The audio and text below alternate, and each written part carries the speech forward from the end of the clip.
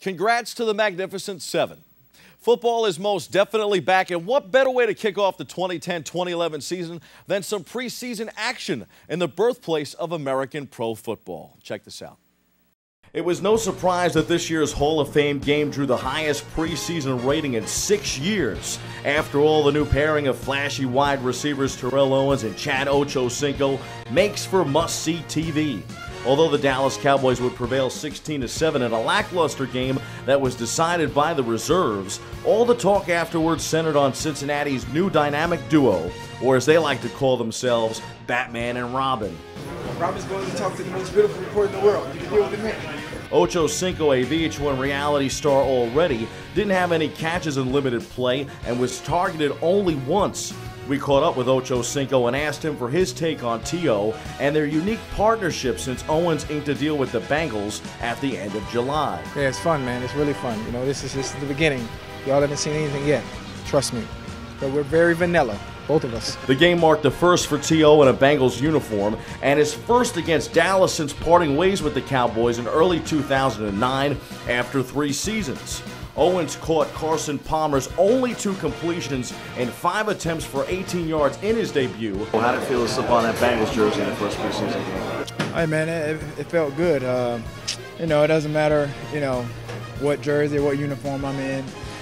For me, it's just a change of a dress. You know, nothing changes. Canton is where NFL dreams are realized, and that was the story of the weekend, and not just for the class of 2010. The play of the game belonged to Dallas backup linebacker Brandon Sharp, who intercepted Jordan Palmer for a pick-6 to make it 16-0 Cowboys early in the final quarter. Needless to say, Dallas never looked back. Got a pick-6, you know, got some good time on special teams, so this is a learning experience. Got to just run with it and make up as I go. You know, just enjoy it. Put into perspective how today went and how the Cowboys played. I know it's just a preseason game, but the first one, it seemed like it was very exciting for the fans. Oh, it was exciting for the fans. It was exciting for our players and coaches, too. It's good to get started again. There were some good things that happened in the game. There are obviously some things that we got to clean up and get better at. We're excited to go watch the tape tomorrow and just see where we are. Closer to home, the Giants and Jets are still in upstate New York, gearing up for their first preseason game against each other, which is this coming Monday at the new Meadowlands Arena. Gang Green and Big Blue square off in their new home Monday night at 8. As for the Giants, I got a chance to catch up with the team this week at their summer home in Albany. We don't want to, feel like we did after that Carolina or that Minnesota game, or after Denver, or so and so and so and so. So I think it's something that we can really use to our advantage and kind of, keep the heat on ourselves and make sure that we come out here and work to the point where we don't have to worry about that happening again. I think we got a great group of guys. You know what I mean? Justin Tuck, Kiwi, Dave. You know, we all just go to the ball like 110% basically. It's always fun to hit something a different color. I got a lot of friends on our O-line, so sometimes it's not easy kind of going against them and hitting them as hard as I can. But it'll be easy hitting those guys in the green. I think we're working pretty great. Everybody just getting along and doing their positions and stuff and like executing all their plays and stuff. So I think we're doing great. While the Giants are dealing with their fair share of injuries during training camp, for the most part, it has been a quiet summer for Big Blue as they fly under the radar as a possible serious playoff contender. The same can't be said up in Cortland, New York, where the Jets are having Super Bowl dreams, but real nightmares off the field without top cover man Darrelle Revis in camp. Revis remains a holdout over contract issues in a back-and-forth situation with the organization that appears to have no immediate end in sight. The second wave of the Isaiah Thomas era came to an end even before it started. Thomas is not taking the consultant job with the New York Knicks after all.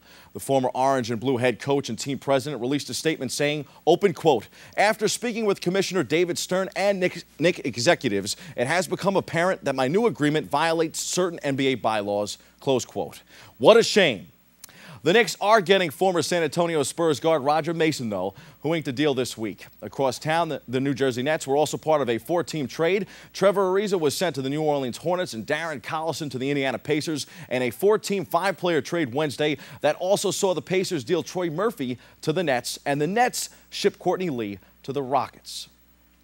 The NBA hot stove is percolating, but the biggest hoop news this week came from the Blacktops of New York City, where the Bronx's own Corey Fisher allegedly scored 105 points, oh goodness, in the Watson Classic tournament. No footage of the game has turned up, but news of Fisher's exploits are all over the internet, fuming some speculation that Fisher could have a problem with the NCAA since the Watson Classic is not a college-sanctioned tournament.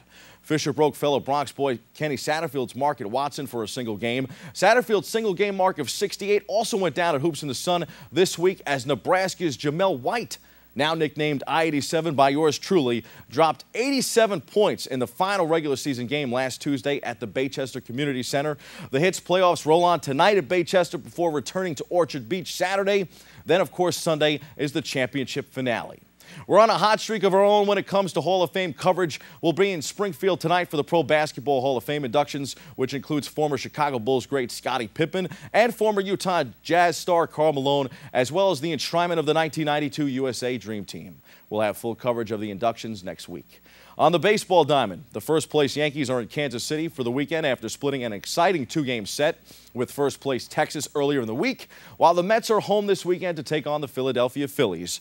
The sinking Mets are also dealing with closer Francisco Rodriguez's arrest this week for allegedly punching his father-in-law following a game at Citi Field. That's a big blow to the Mets and the K-Rod family, of course. Those are the headlines. Let's hit a quick C-list before I head out.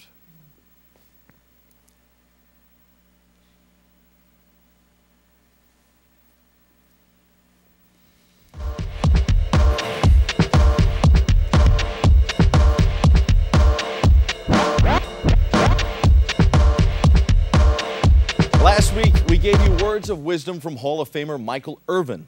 This week, I give you my words of wisdom from Canton, Ohio, where some of the locals provided us with the quote of the week.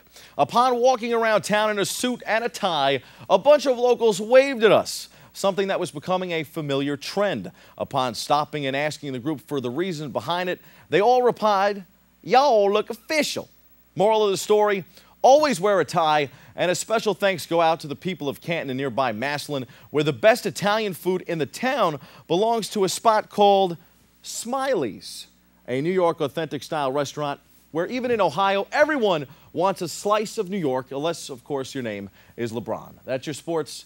I'm Bobby C.